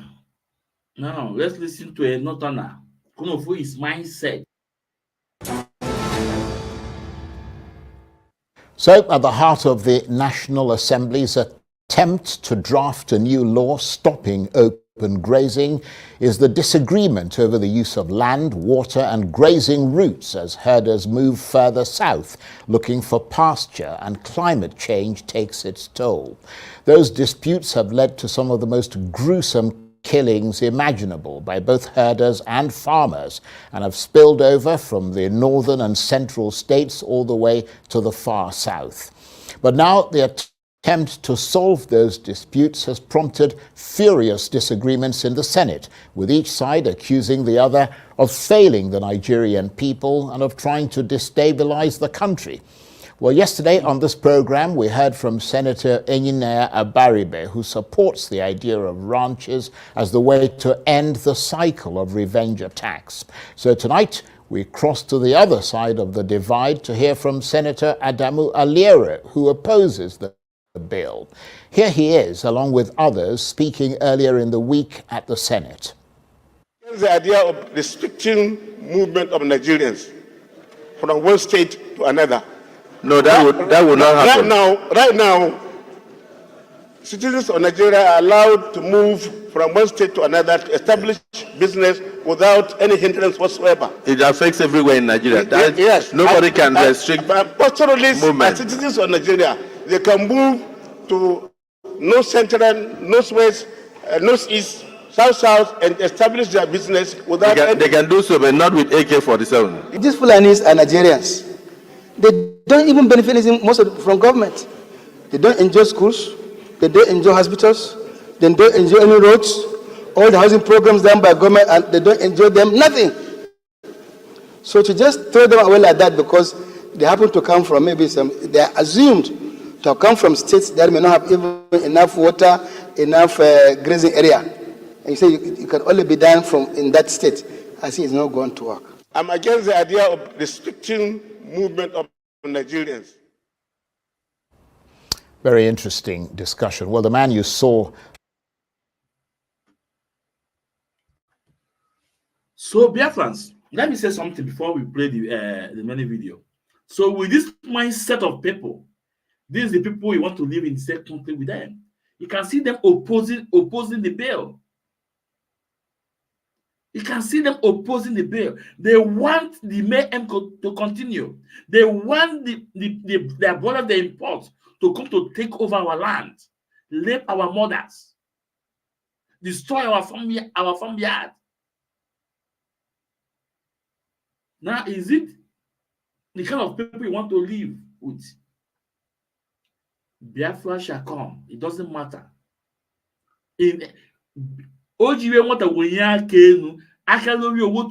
Biafra shall come. And these are the things Onyendu is fighting. And this Fulani puppet in Southeast, Igbos, they back them over. They are fighting their own brother that want a good thing for their people, for his own people. Something that will benefit their own children, their unborn generation. They are opposing it because they have Fulani.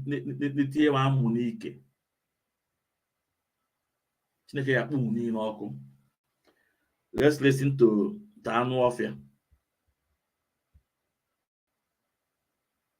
There just a minute ago is the former governor of Kebbi State and former minister of the Federal Capital Territory of Abuja, Senator Adamu Aliero, who is also, as you might have guessed, currently a member of the upper house of Nigeria's National Assembly, and he joins me in the studio now. Thank you very much indeed for coming in.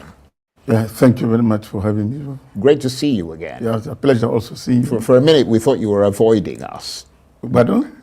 I said for a minute we thought you were avoiding us here. No, I didn't. But I'm glad you're here in any case. I didn't. So it's a pleasure to come here and no, talk of course. To you. You're a busy man, so we appreciate your taking the time. No do you support this bill, or at least part of it, or do you oppose the bill in its entirety? Yeah, but partly I support it, and the way the bill was brought and the way it's designed, I am totally, opposed to it, because you see, in the Constitution, we have what we call exclusive legislative list, and we have concurrent legislative list. These are the areas where the National Assembly has power to make laws. Then what remains is residual, which means it is left to the State Assembly and even to the local government to legislate on. Now, animal husbandry, which is almost similar to ranching. Right. It's neither in the exclusive list nor in the concurrent legislative list. So we are stepping into an area where we shouldn't have stepped in. And I'm sure, even though this bill has scaled through the second reading, when it goes to the public hearing, definitely it will not see the light of the day. Well, they can just remove the bit, I mean, assuming what you're saying is correct, I mean, they can remove the bit that deals with animal husbandry. I mean, the real issue here is the issue animal husbandry is of ranching. No, animal husbandry is in the residual list, which is under the powers of the state government. But ranching is under your list. Well, of course, ranching, animal husbandry, they are almost the same. Right. And but they are not the same in the way that it's listed in the list, the things that you can deal with in the Senate. Is that what that's what you're saying? No, what I'm saying is ranching is in the residual list. So both ranching and animal husbandry. Yeah, they are the same. Right. Yes. Okay, let's just assume, because I mean it hasn't got, it's still in the Senate. It's still under consideration. It's it hasn't been thrown out yet. The consideration of the committee. Right. The committee will have to conduct what we call public hearing, where all stakeholders will be invited to come and air their opinion. Right. The herders, that is cattle rearers, farmers, governors, lawyers, and general public will be invited to come and say their mind on the bill. But whatever we want to do, it should not go outside the purview or what the Constitution allows us to do. Yeah, but otherwise, if we make a law sure. that is against the Constitution, then that law is ultra biased, it's unconstitutional, and null and void. But why is it you alone who seems to think that? Because, I mean, we had Senator Enyinaya Baribe here. We've heard a lot of other senators talking about this. They're not saying that it's unconstitutional. You see, yeah, but I'm speaking from the point of view of knowledge. Right. But I read the Constitution very well. And animal husbandry, ranching is not in the legislative or exclusive list. Okay, well... And therefore it is under the purview of the state governors. And by the way, how do you even establish ranching without having land? Land is totally under the control of the governors, except here in the Federal Capital Territory, where the federal government has exclusive rights. But if you go to a place like Abia, for example, where Abaribe come from, or Kebi, where I come from, the governor of the state has the control of the land. He can decide not to give the land to anybody that wants to establish ranching. The governor of Kano, former governor of Kano, Ganduje, when there was so much controversy about where to get the land, when governors were opposed to it, they were saying that they would never give land to federal government to establish, what do you call it, ranching. The then governor of Kano State made a pledge that he is willing to give up to 1,000 hectares of land in Kano for federal government to go and establish ranching. But federal government never turned up. The whole thing just died like that. Right.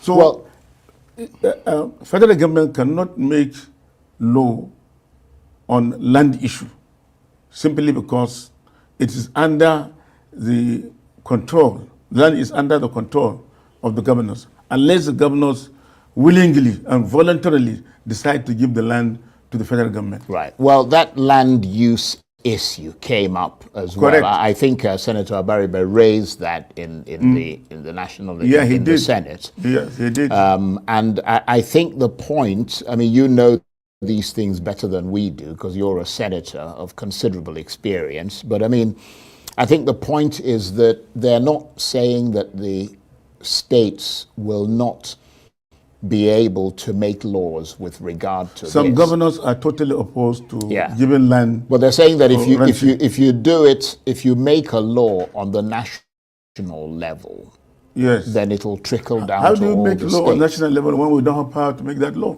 That's Right. what I'm saying. Well, that law is, the issue is neither in the exclusive list nor in the legislative list. And once it is not in these two lists, then it falls under the purview So why of the is state governors. it that it's being allowed to go through the process that it is going There are through? many bills that scale through second reading. One is they go to, what do you call it, public hearing. They get killed there because a lot of views will be expressed. Right. And, okay. But let us for the moment operate on the basis of the fact that the bill is still alive in the National Assembly. Yeah. You said that you support parts of the bill. Yeah. What parts do you support? I support part of the bill that allows governors to give land to anybody that is interested in ranching to go and establish his ranch. And this is a private business. Government has nothing to do with it. Because But when it becomes an issue of a risk to life, when lives are being taken, people are being killed. This is where government will come in. Yeah, well, that's why the government is coming in. Government will give support to individuals to go and establish a ranch. And once they do that, herdsmen will come and rear their animal in that ranch, and they pay a certain token. They will provide water for them. They will provide grass for them to feed, and they will provide vet doctors, medicine and medicaments for the livestock, so that they can live, comfortably, and they don't have to move from one place to another. Yeah, and in that case, who will control the movement of the herders. Those of them, the bad elements among them that carry AK-47 can be monitored. Yeah. If they are because they won't be able to leave the ranches. Yeah, very good. They won't be able to leave the ranches if they are, stationed permanently. Right. But in a situation where they move from one place to another, you can hardly control them. You can hardly know where they come from. So to that extent, To you that, I support the idea of ranching. Yes, I support. I support ranching, provided that it's run by private individuals. Yeah, but the only government, issue, let me tell you, government even tried to establish some ranches. I know as far back in 1974, I was in Niger State, in Minna. By then, Niger State was not even in existence. It was Northwestern State. We were on educational visit. We were taken to a very big farm where animals are being reared and they are being slaughtered, a slaughterhouse. I think it's around the Moko area, if I could recall. Yeah. But unfortunately, due to poor management, the whole thing was allowed to die. Now there is nothing left because government was the one handling it. If it were a private individual. Yes, I understand what you mean. I don't think anybody would disagree with you. Yes. I don't think anybody would. But, I mean, you yourself have been involved in agricultural. Yeah, certainly, privately. Of course. I mean, you had one of the biggest. Very actively involved in agriculture. Yeah, in Kebbi, if I remember correctly. Yes. But so I'm glad that you're on the same page. Yeah. With a lot of other people, that you recognize that there are bad elements within the herder community. Yes. Who are going out there armed with guns. The aspect I'm opposed to is the issue of restricting movement of people from one place to another, which is against Nigerian constitution. No, but which is even against the ECOWAS protocol. Yeah, but you can't have them. You can't have people doing open grazing when you're trying to. When, as a result of that open grazing, they're having clashes with farmers and people are getting killed. Whole communities are being destroyed. Yeah. I mean, nobody will support that. Yeah. Nobody will support that. But you cannot restrict movement of people from one place to another. Well, there are laws that say you can't drive your car into the National Assembly building. I mean, there have to be laws that restrict where you can take your cows. But, you see what I mean? But nobody is restricting you to enter the National Assembly. No, when you go, there are internal regulations. Yeah, but you're not going to drive your car into the building. No. Just like you can't take a place where you can park cows. your car. No. Yeah. There is a place where you can park your car course. in the National Assembly. Equally, it's not only ranching we're talking about. We are talking about business generally. Yeah. People are selling spare parts all over Nigeria. People are selling all kinds of merchandise. Yeah. And they come from different parts of Nigeria and they move from one place to another. Then if you impose restriction of them, then you are acting contrary to, but nobody's saying that nobody's restricting the movement of people. They're restricting the movement of cows. Yeah, I mean, you can't have cows sort of wandering. We're talking about pastoralists, herders. Yeah, herders go with their cows. That is their merchandise. Yeah, but the reason they do that. I want you to get me right. Right. Okay. Herders, pastoralists, they always go with their merchandise. The animals. You cannot separate them. Any attempt to separate them will not be possible because. Well, can I say this? Yes. The reason they do that is because they are seeking pasture. That's why they wander from place to place. Correct. Exactly. But if you put them in ranches where they have pasture and water, then they won't need to do that, will they? Obviously, but.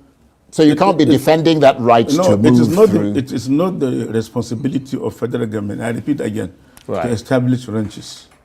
It is left to either the state government or the individual. Even state governors are not in a position to do it. Because I gave you one example in Mokwa, in Niger State, where it was run by government and eventually it died because of poor management.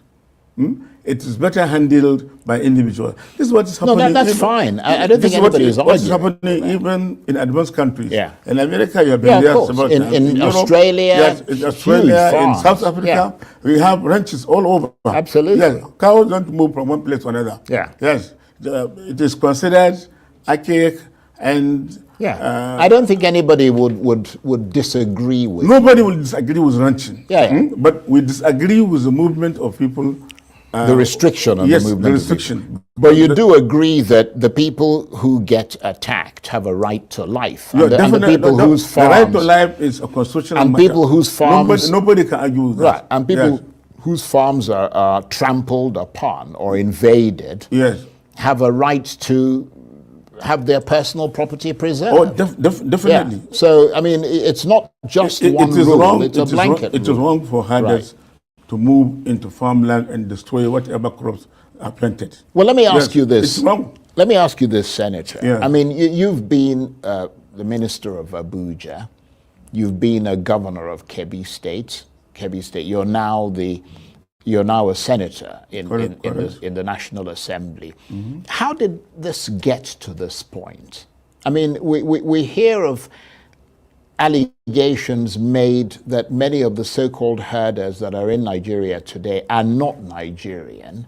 And even according to Senator Abaribe, stateless people were brought into Nigeria from the Sahel region in order to swell the voting numbers to be able to remove President Jonathan from office. I mean, it is absolutely. He said they're called. It is absolutely wrong. He said they're called Bororo. No. He said they're called Bororo Fulanis, and they want to settle in Nigeria and displace the local people. And these people brought their guns with them. I mean, what's your reaction? I mean, do you believe it's Nigerian sort of herders who are going around displacing communities and killing people? Let me give you the history of what happened. Right. The Fulanis have been neglected for quite a long time, for over 100 years. Nobody cares to provide education to the Fulanis. Nobody cares to provide health services to Fulanis. Nobody cares even to get them settled in one particular area. All what the government is doing, the Fulani man is not involved. And once they commit any offense, they go to the court and they are charged exorbitantly. And it is this exorbitant charges. And you think they're the only ones who get... It is this injustice. Right, this injustice that has made the Fulanis to act in the way they are doing now. And certainly, it is wrong, but it is what I can call prolonged neglect by the government. They've been pushed to the wall, They have been pushed to the wall. Right. To the extent that their animals have been stolen. At times, their children are killed, mother and father are killed, and they are left with nothing. They are stateless people, they are homeless people, they live in the bush, and they have been dispossessed of their belongings, of what I can call their livelihood. So it is this kind of injustice that made the Fulanis to behave in the way they are doing. So in that respect, ranching would be good for them? Yes, ranching will be good for them if it is properly done. If it is properly, ranching is good for them, no doubt. I'm not opposed to ranching. What about the argument, Senator, that's been made by the Miyetti Allah? Let me land. Okay. The issue of saying Fulanis are brought from somewhere to vote for Buhari against Jonathan is totally false. Right. During election, our borders are normally closed. And well, I mean, Nigeria has porous borders. Before you vote, you should. Let me tell you, before you vote, you must have what you call voters register. And this voters register must have been done maybe 2-3 years ago. Fulani don't stay in one place. They move from one place to another. And you hardly see, they don't even vote. Nigerian Fulani, they don't even vote, except some of them that are settled in one place. Right. Yes. Okay. So it's a false accusations. It's a false allegation they are making. So basically, the people who are moving around with AK-47 assault rifles are Nigerian. Most of them are Nigerians. Right. Most, Okay. most of them. But They're getting access to these guns. There might be some foreigners among them. One cannot rule it out. But I can assure you, 90% of them are Nigerians. Right, okay. Yes. What about the argument that's been made by the Mieti Allah Association suggesting that the species of cattle found in Nigeria are not suitable for ranching? Is that an argument that you subscribe to? Because that's an argument they made the last time in their opposition to ranching. All kinds of species are good for ranching. Right. If you go to in any particular range, right, you either get cows for beef or cows for milk. So cows for milk, there are special species for that. Cows that are mainly for beef, there are special species for that. And this is done in most advanced countries where ranching is done. So even in Nigeria, if we want to do it, our Nigerian breed is very good for beef. Right. And there are some that are good for milk production. Some of the farmers in Nigeria go as far as Brazil to get species to bring it into Nigeria. Some don't even do that. They do crossbreeding. When they do that, they will get close to about 70% if they crossbreed with Nigerian cows, simply because they want milk or they want a cow that can give them a lot of beef. Right. Yes. So you raised the point of order in the National Assembly. Well, actually, you've talked about that. The whole idea of the right to move across Nigeria without any hindrance. Yes. Yeah, you've spoken about that. Yes. Do you intend to fight this bill to the end, or are you looking for modifications to the bill? In other words, I know you've raised the question of its legality and so on, but yes, whatever will make us have peace in Nigeria, right, I will wholeheartedly support it. But I will not support any legislation that discriminates against our people. It is wrong, it is unconstitutional, it's unfair, it's unjust, and I will oppose it any day. Right, and we've heard that there are sections or senators who oppose the provision that ranches should only be established in the states of origin of the herders, but generally support the bill. What are your thoughts on that? That particular section has already been expunged. Right, okay, from the bill. Because it is unconstitutional. Right. Yes. The Senate President made it very clear that the mover or the sponsor of that bill has to expunge that particular section.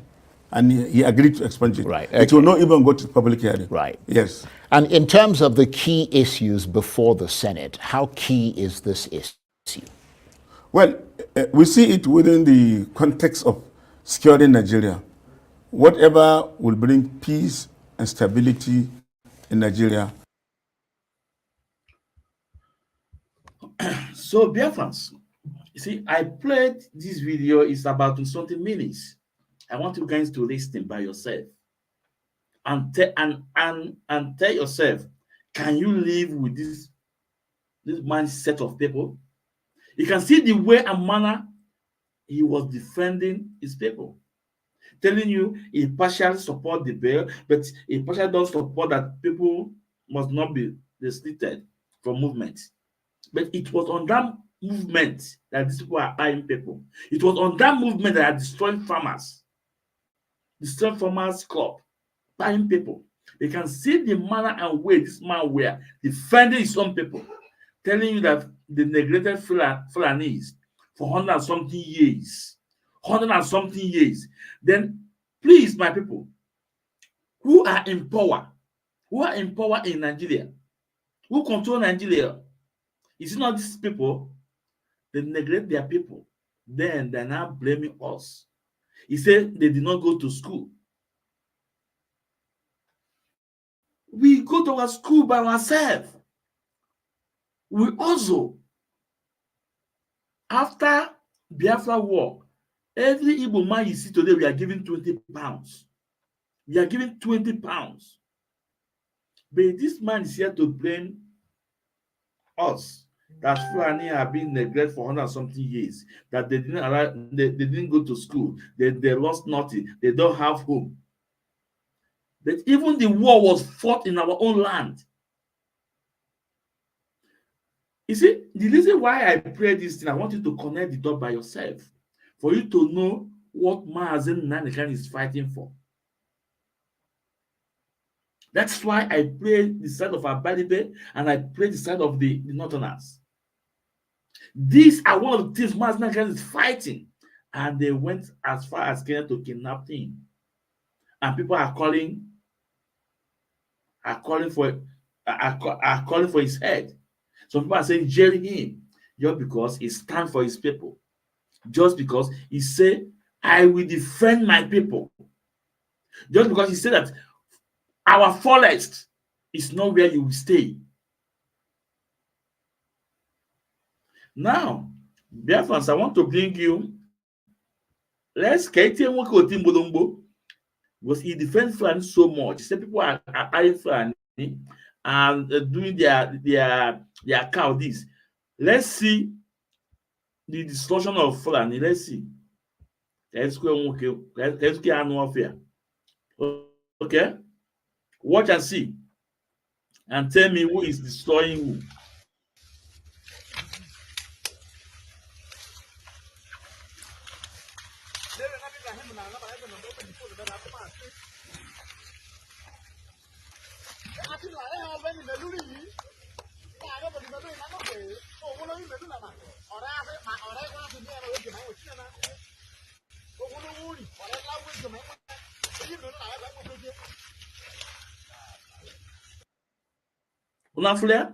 This is people's farm in the south. These people will leave the north and bring their cow, their private business, come to south and destroying farmers. And when farmers talk, they will buy them because they go with AK-47, because federal government back them up, because they have upper hand, because their brothers are in the military. They control the military. They control everything in Nigeria.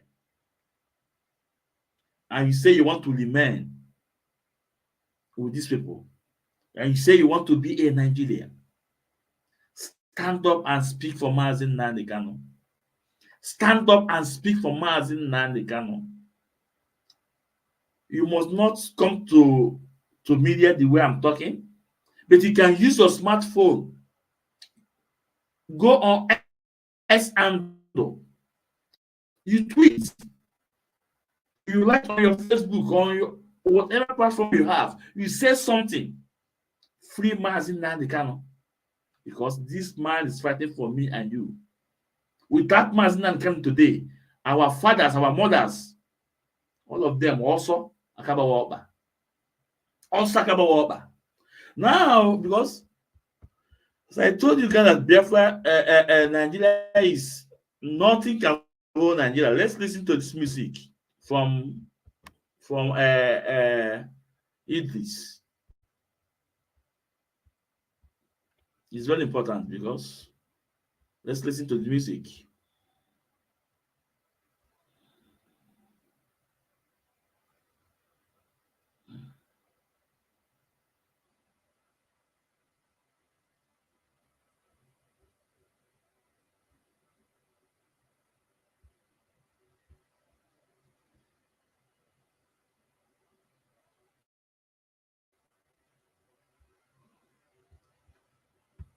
Hold on.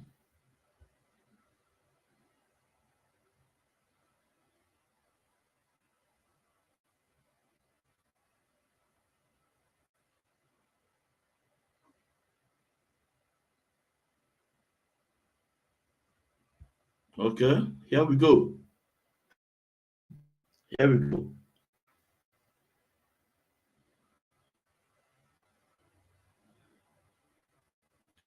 First, allow me to use this. It's a message I want to pass with this music. With this music.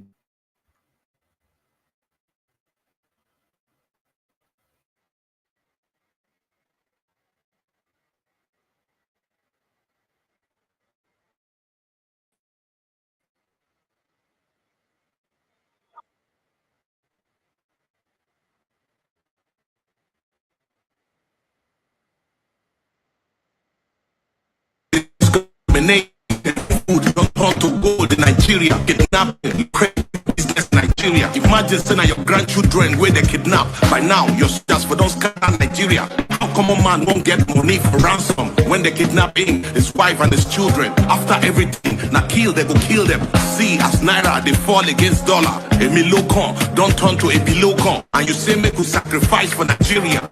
7 billion to renovate residence. 15 billion for your traveling allowance. And your only vice president, 40 billion for Asrock maintenance, 5 billion for food and refreshment, 100 of millions for dog animals. Meanwhile, they kill Nigerians. What the Nigerians do to warrant this treatment? Even Gary, and look, they afford for the family. Tinubu government blame Buhari government blame Jonathan. Hunger day, people die.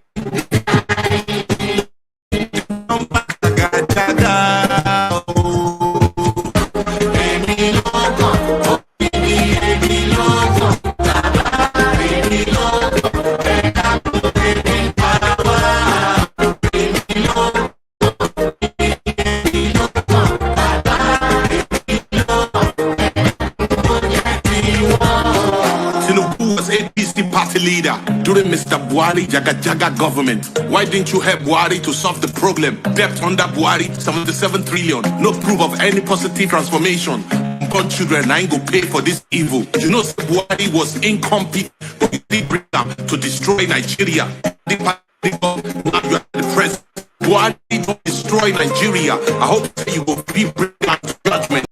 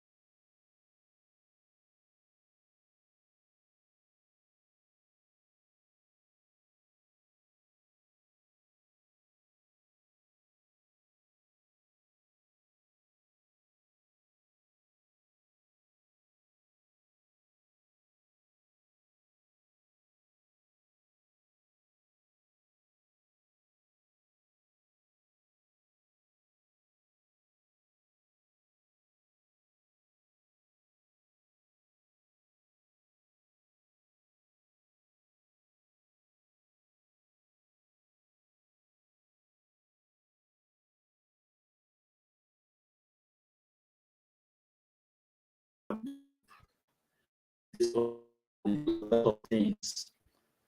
Much load is too much, so I need to get an powerful laptop again. So we need to play the music where you mentioned Free Mazin Nanikano.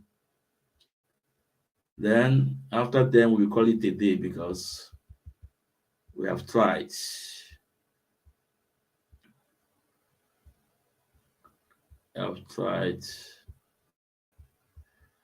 Let's get to where he said Free Mazin Nanikano. It's very important. That's the more reason I'm playing the music because when Mazin Nanikano is preaching, most of them are castigating Mazin Nanikano. But today, they are seeing the reality. They are facing the reality.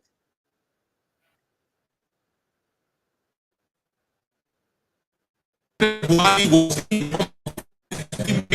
to destroy Nigeria.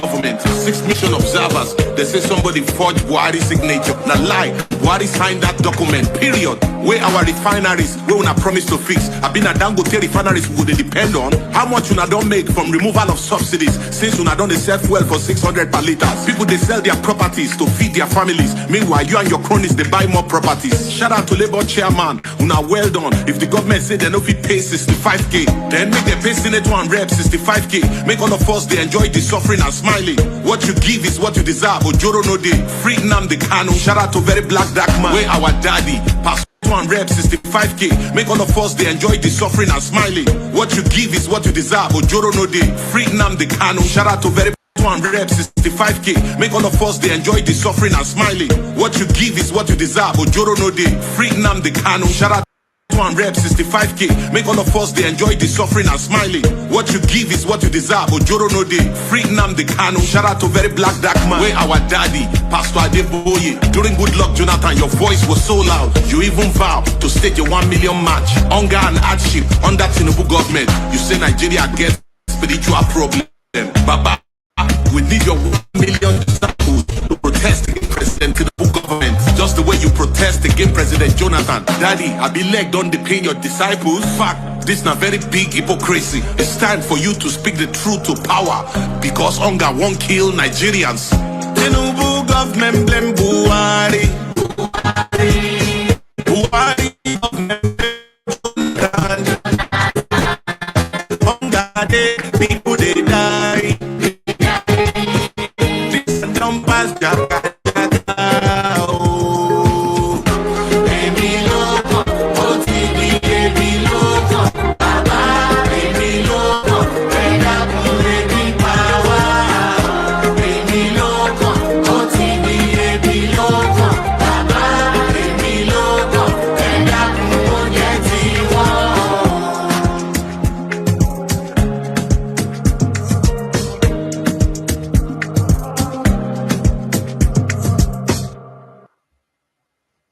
So, my people, this is where we will call it a day with the music.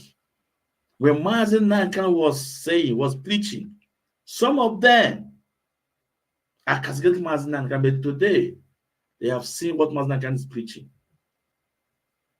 And that's why we are saying, Nigeria government, Tinubu, release Mazen Nankan. Release Mazen Nankan. If not, he will be getting international disgrace as you are getting.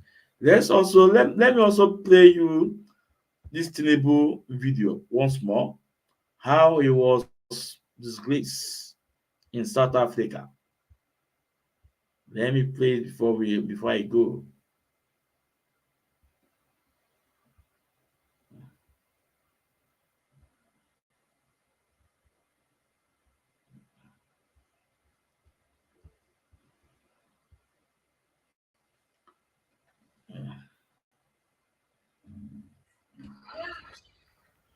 Presented here, and I would then invite my counterpart, Minister Pando, to proceed with that portion of the program.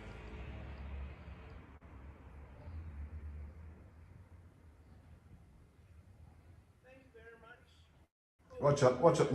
Then I bend the Tinubu. The value of Yanazu. Then I value of Tinubu. Chai. They're going to president of the Nigeria value of Yanazu. On Archie cake and can help you. Yeah? On Archie not cake and a more to follow you. Huh? Huh? Hi. Hi. Jehovah, the work on Aquaka, the work on Akuziaka. The work on Akuziaka. Hi.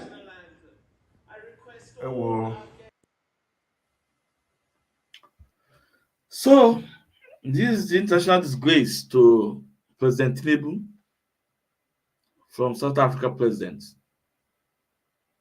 So, Tinubu, the best thing you can do now is to free Mazen Nankan.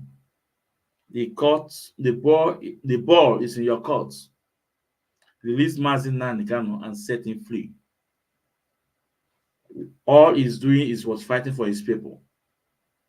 He's fighting for his people, to protect his people. He's a freedom fighter. So my people, on this note, Ahịa so onye afọ tata ka afọ echi. And when the mass no ọtụtụ ọma. Bye bye.